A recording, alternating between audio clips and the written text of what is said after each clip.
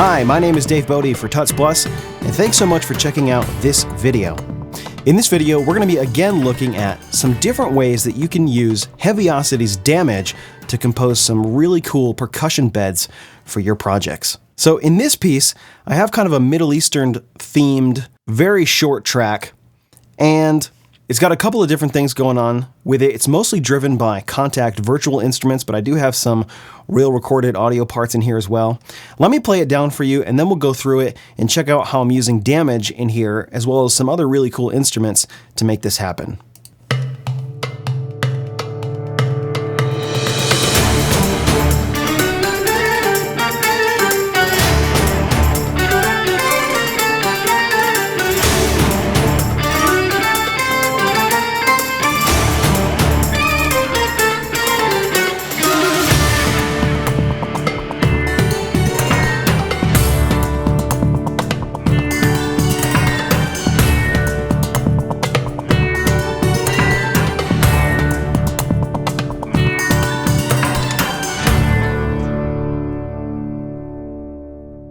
Alrighty, so there it is. It's pretty short. It's got kind of an A and a B section there. It's just really the start of a little song idea here that I put together, but I wanted to share it with you because it's got some cool things going on with the percussion and some of the other instruments in here.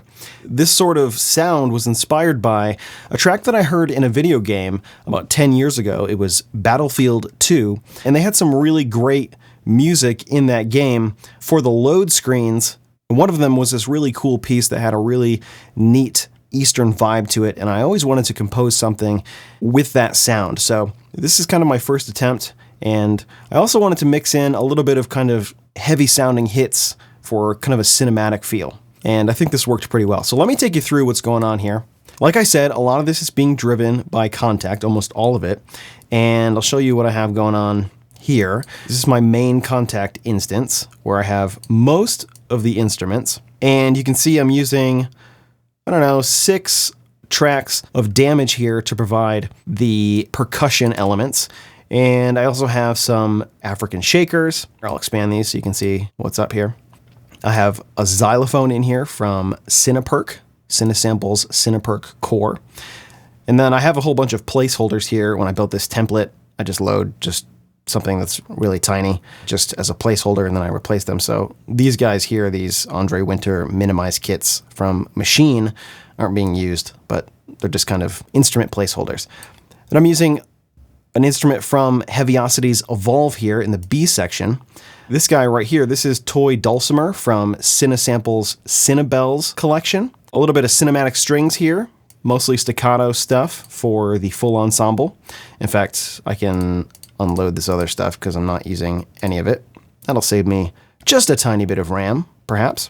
For the violins, that's doing some melodic stuff, and I believe I'm using everything but pizzicato in there, so I can unload that, and that may save me a couple of megabytes there. And then finally, way down at the bottom here, I have another instance from Cinesample Cinebells, and that's Dulcimer. So let me show you what's going on with the other instrumentation here. I have a few tracks down here of woodwinds, and these are all from Orchestral Tools Berlin woodwinds, and these are the Articulation Performer. These are using a whole bunch of different articulations: staccatissimo, staccato, portato short, portato long, legato, sforzando trills, and playable runs. And so I'm using piccolo, first, second, third flute, first, second oboe, and first, second clarinet. They're all playing almost the exact same thing. That covers about 3 to 4 octaves. I'll go through that in a second too. And then for the other stuff here, I just have some guitars that I recorded. I have some big chunky distorted guitar stuff. That stuff right there. Which is being sent to the guitar reverb, and that sounds like it's too much, so I'm going to just pull that down right here. This stuff was all recorded dry, and then I'm using Kuwasa's Amplification 1, which you can check out in another tutorial that you will find on music.tutsplus.com, where we go through this very, very cool guitar amp modeler. So that's doing just some chord stuff. I have a lead line here, and I'm also using Kuwasa for that as well. That's doing some melody stuff, which is doubling what the other stuff is doing. And then I have some acoustic type stuff on 4 or 5 tracks here. Now I say acoustic type stuff because after I was done recording the electric guitar with my Line 6 Variax, I thought maybe I could get away with throwing some sitar in here because it's got kind of a sitar model, and it's not fantastic, but playing my Line 6 Variax with the guitar model gives me a little bit more flexibility than some of the sitar sample libraries that I have. So I just did something really basic.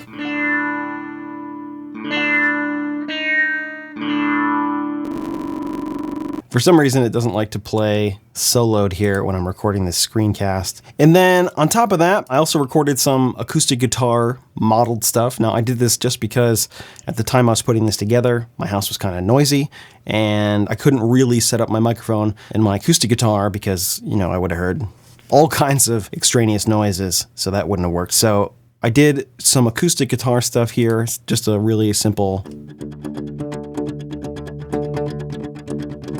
kind of a droning note here, and then later on it's just playing.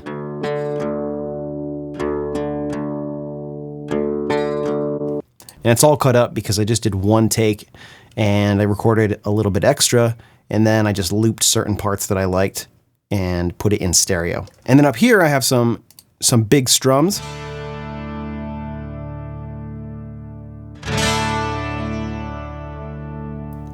And believe it or not, both of those are from the Line 6 Variax as well. One of them is using one of the acoustic guitar models, which for an acoustic guitar model coming from an electric guitar is actually pretty good sounding. The other one is a 12-string acoustic guitar model, which is pretty decent sounding. That one, there's a little bit more kind of funny stuff, but buried in the mix, I think it sounds pretty cool.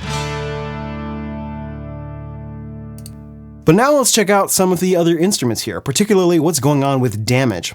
So let me just organize this a little bit better. Here are my main damage tracks, okay? These are the MIDI tracks here, and I'm using the Armageddon Ensemble, which is kind of this big, huge drum thing. Now, I used that in the last damage tutorial, so I didn't want to use it a lot for this guy as well, but it does have some really big hits that I'm quite fond of. So that's doing this. It's kind of big, nasty, kind of like big toms, or I don't know what kind of drums they are, but they're just big and huge and in your face. So that's providing some of the punch there for these 3 rhythmic hits in the beginning. We're also hearing some cymbal rolls in there as well.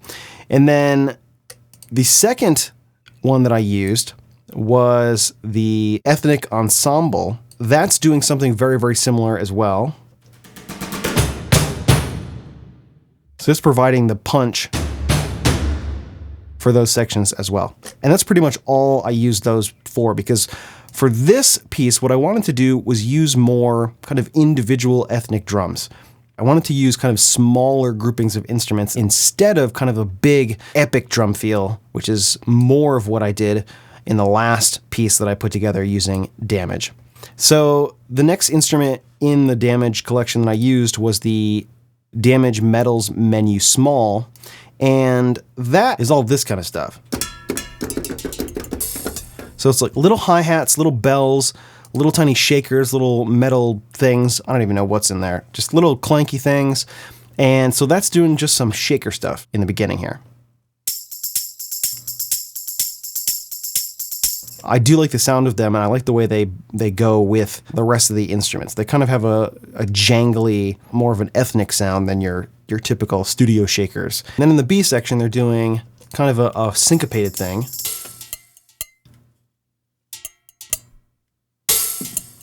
It's a little bit quieter because I wanted it to really kind of be down there in the mix, just as a really subtle texture.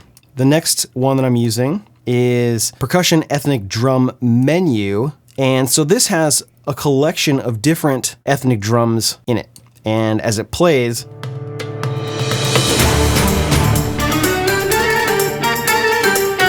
you can see what instruments are being used. So mostly this is the Doombeck. Here, I'll just solo it up.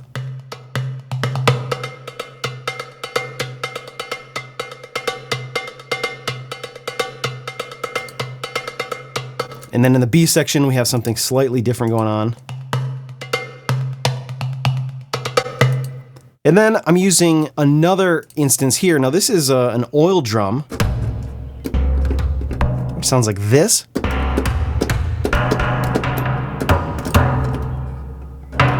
So it's got kind of a big, kind of ringy sound to it. That's just doing some kind of hits and a little bit of syncopated stuff, which will all make sense in a little bit.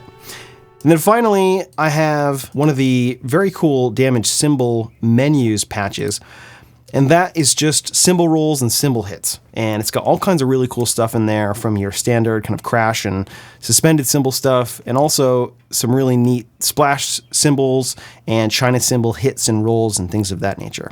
There's a lot of other cymbal patches in Damage, but this one worked pretty well for this guy right here. So all together here, let me scooch this down here. Check out what's going on just in the Damage patches. So from the beginning here.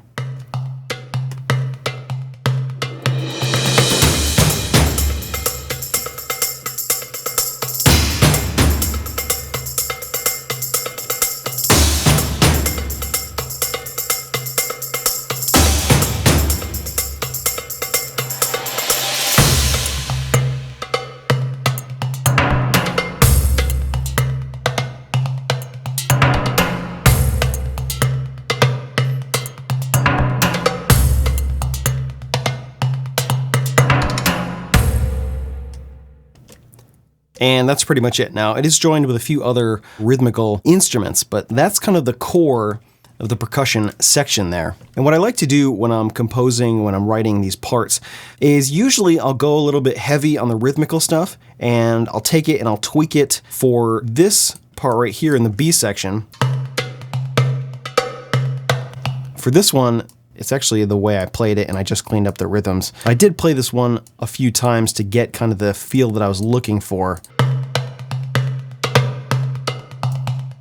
Sometimes it works to, take a 2-bar phrase and loop it, but for this one, because I played it through a couple times and I nailed down what rhythm that I was going to play, I just kind of left it, and I liked the fact that each one was a little bit different. So it added a little bit of variety, which is pretty cool too. You can see the beginning section here is also not perfect.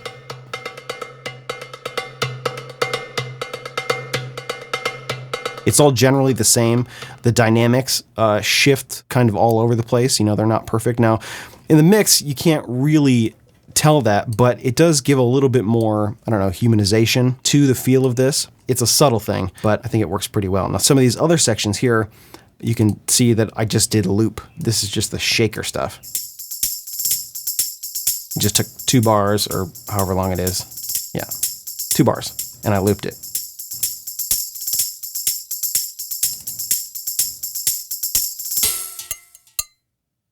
The general idea that I like to do is I like to maybe add too much stuff and then kind of peel it back until it's just the right level of busyness, because for something like this, you do want kind of a big, busy feel for what's going on, right? Because you want this kind of feel that there's a lot of driving rhythm, and you need to do it in a subtle way. So one of the ways that I like to do that is adding shakers and mixing them in the background a little bit. So I actually added this other African shakers patch here. And that, combined with this stuff, worked really nicely.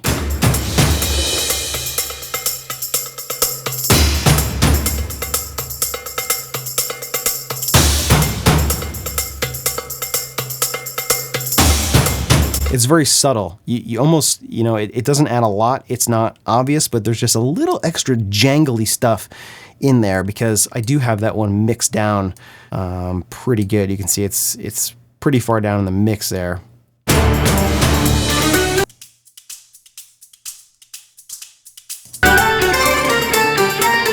And if we normalize this, it'll hit you over the face with shakers, and that's not the idea. We want it kind of buried and tucked back in there.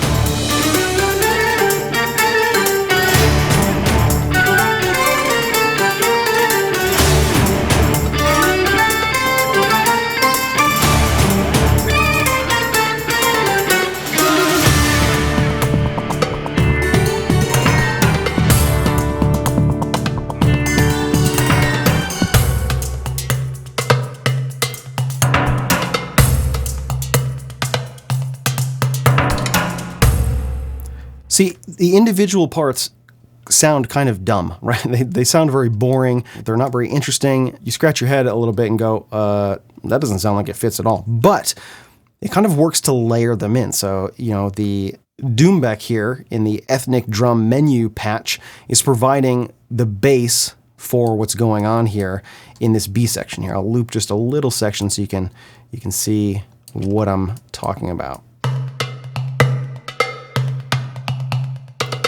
So I could have tried to busy this up even more, but it worked to try to use some other tones and textures. So then I added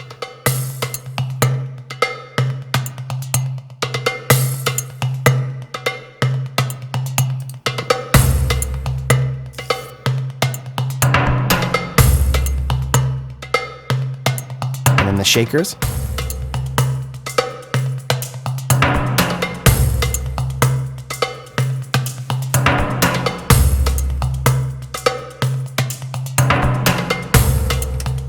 And just that right there creates this really cool, busy, very highly textured percussion element.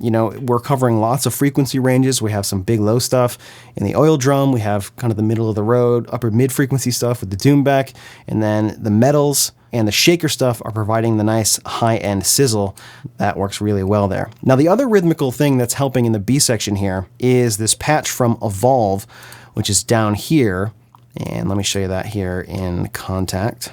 That, I believe, is from one of their looped tonal patches. It doesn't have a specific percussion element in it, right? It's not kind of a looped thing with a shaker or a snare thing, but it does have those kind of synthetic pops and rhythmical textures in there. This patch worked really well if I solo this up with the percussion stuff here.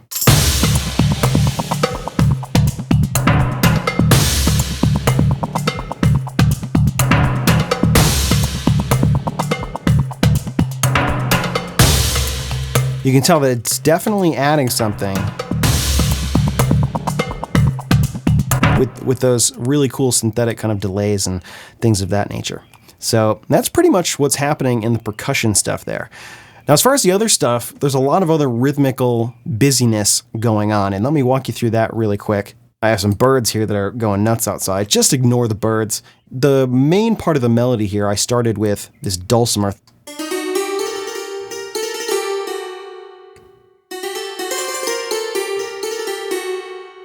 It's not super perfect rhythmically. What I did first was I laid down the melody without those little flourishes, without the little trills between notes. And then what I did is I knew it needed some strings. So I started with the first violins here. And I experimented using some trills and some other articulations here. I think these are whole step and half step trills that kind of work within the scale tones here to just give a little bit more flourish to the melody. Now, it's not quite as exaggerated as I would have hoped for in a perfect world, but I think it worked for this particular instance. So to help enforce that, what I did was I used some woodwinds here from Orchestral Tools, which has a more definitive kind of trill articulation, right?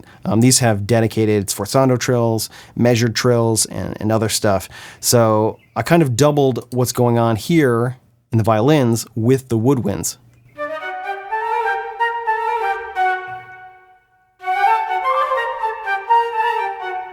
And some of the turns, some of the flourishes are measured, specifically at the end of this run. Ba-da-bum. Those are written out so that they're measured. Those are 16th note triplets. The other ones, though, are just sforzando trills. So there's no specific rhythmic component there. They're all just kind of, I wouldn't say random, but they're all kind of faster trills. And so once I had those in there, and I also put those in all of these woodwinds, so they're all pretty much doing the same exact thing.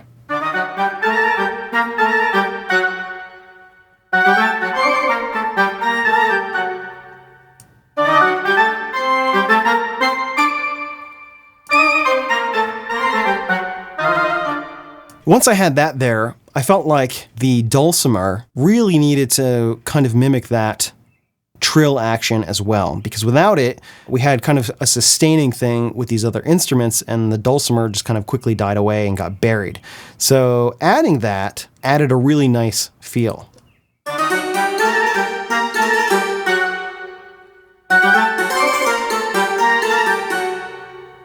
And I also added a toy dulcimer here, which is another patch, and I basically pan those, I think, right and left.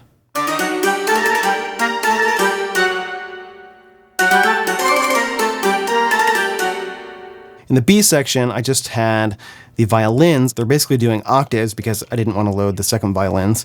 That was just too much work. So the violins are doing octaves and basically going back and forth between a lower octave in this very simple melodic phrase, and then they play it up an octave.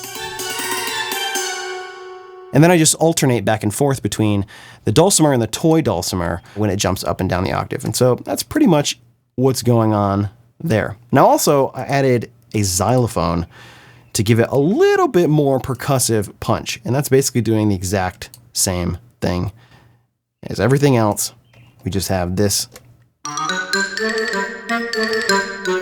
Oh.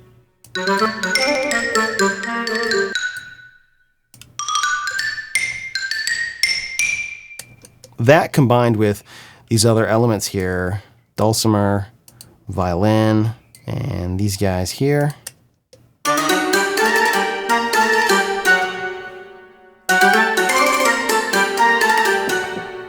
That had a really cool, very thick, percussive feel that I thought worked really, really well. That's most of what's going on for the melodic stuff there. Now, the other harmonic support, really, really simple. I'm just using a full ensemble patch from Cinematic Strings, and it's on staccato. So mostly it's just basses and cellos. And I tried to avoid doing parallel fifths. I do have parallel octaves in here, but they start out, the cellos, or celli, start out doing fifth, bum bum. And then on the chord change, so we're avoiding kind of that parallel fifth motion there, which sounds a little bit better. So they're not doing that thing, which, that's nasty. That's a little bit better, right? So we got that going on there. And then to help kind of support that, I knew it needed some other kind of stringy, zingy stuff. So I did do this electric guitar thing.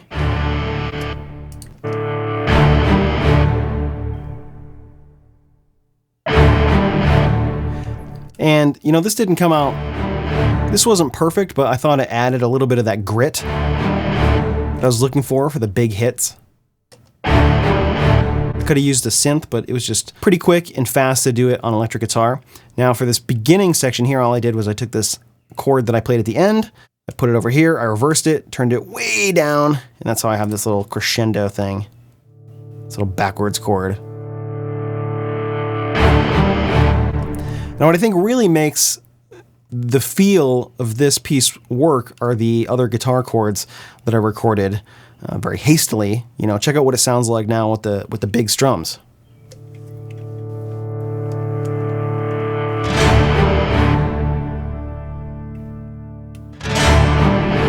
Right? Now it's getting somewhere. Now you're getting that feeling that we're trying to go for here, because if you're doing a Middle Eastern sounding piece, something in that genre with a real ethnic vibe, you have to have string instruments. It doesn't matter. It could be acoustic guitars, it could be ethnic instruments, lutes, zithers, things of that nature. You gotta have them, and there's gotta be, lots of texturing to really get this kind of big feel and that real kind of string, what I like to call, the string zingy sound. You need a lot of that pick on string type of sound in there.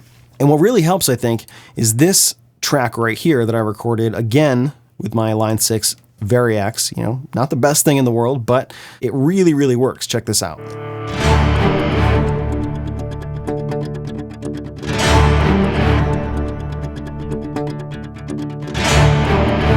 Now that doesn't sound, that's not super impressive, but check it out with the percussion, because this is what really makes it sing.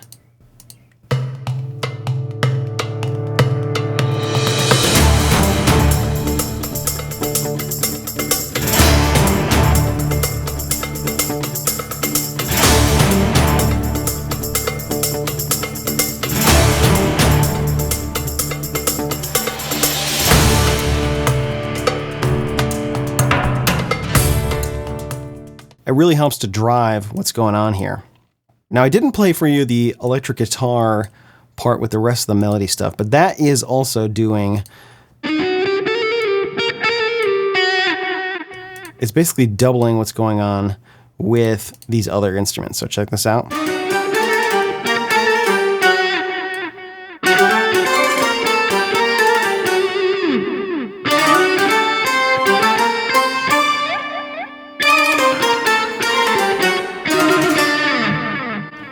That was kind of a little bit of a trick to play and get in those little flourishes, the little trills in there.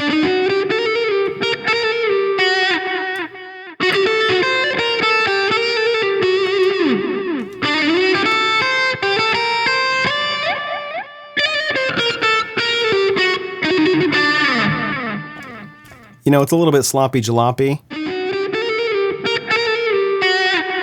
but I think it works. You know, I didn't want it super way up in the mix. I didn't want it up here with everything.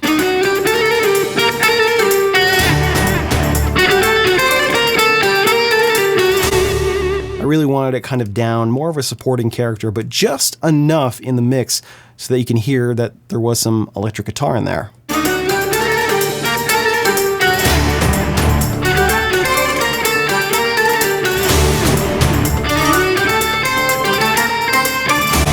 Because the thing that I really wanted to make sure cut over everything was the hammer noises of the dulcimer and the xylophone, because that is the thing that I think really makes this work. Is the ding ding ding ding ding ding ding.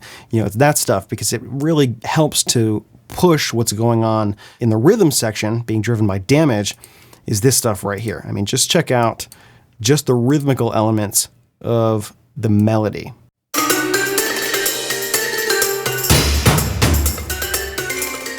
I mean, essentially, a zither and a piano and the xylophone are percussion instruments. So they work just as much to help the level of rhythmic intensity as some of the other non-tonal percussion instruments. So I really wanted this to have that real frantic, that real driving rhythmic feel. And I think this worked pretty well to do it that way. I mean, you could mix things around. You could use some more synths.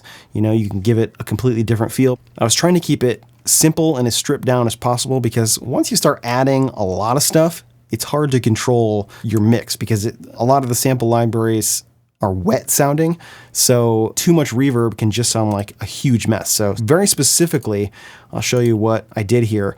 For the Studio Armageddon ensemble, for the ethnic ensemble percussion stuff, I left those nice and wet. Basically exactly how they load by default. For the metals menu, which is basically the shakers and the ticky stuff, that's only the close microphone. Check out what happens when I add those back in. I mean, sure, that could be used for something, maybe, but for this, it sounded much cooler just to have it nice and tight in the context of everything else that was going on. I think it works to have a good combination of wet stuff and dry stuff. So for this particular one, I made the shakers dry. In fact, the African shakers by default loads with a convolution reverb that has a good amount of wetness to it, and I just shut it off because it sounds much cooler for me to have that stuff nice and dry. And the rest of this stuff I left pretty much by default. And that right there is pretty much all there is to see for this track. Thanks so much for checking out this video. I hope you found that interesting, and I hope you found some new and useful ways to use a very cool product, Heaviosity's Damage, to create some very thick and richly textured percussion beds for your next project. Again, my name is Dave Bodie for Tuts Plus. Thanks so much for watching, and we'll see you around. Bye-bye.